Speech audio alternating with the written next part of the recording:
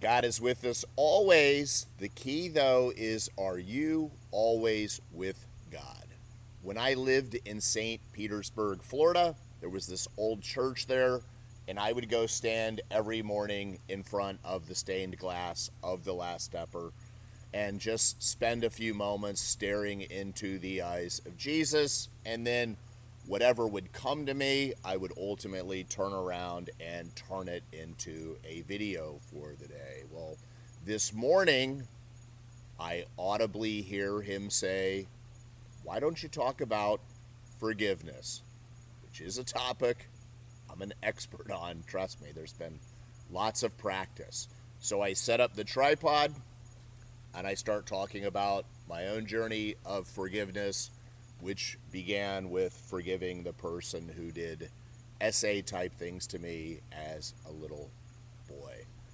And I'm guessing I got pretty well into it, and then I stopped the video, and this old church was right along like a 4-lane road, and there was a car stopped, you know, on the road, and the window was down, and I could hear the person talking to me.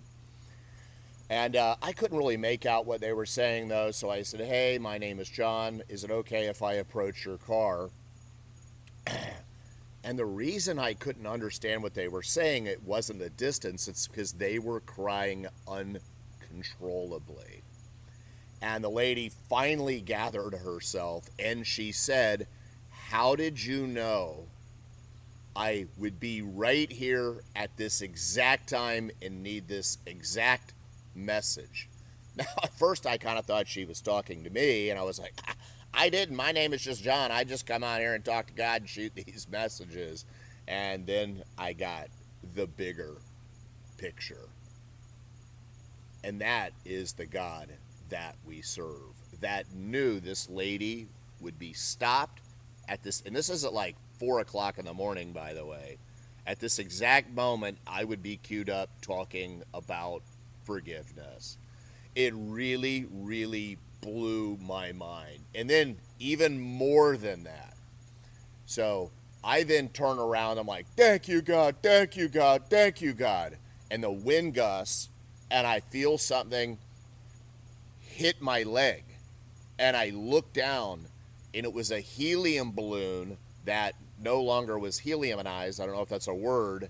And it was just stuck up against my leg, and it had a smiley face on it. I was like, "Holy shit."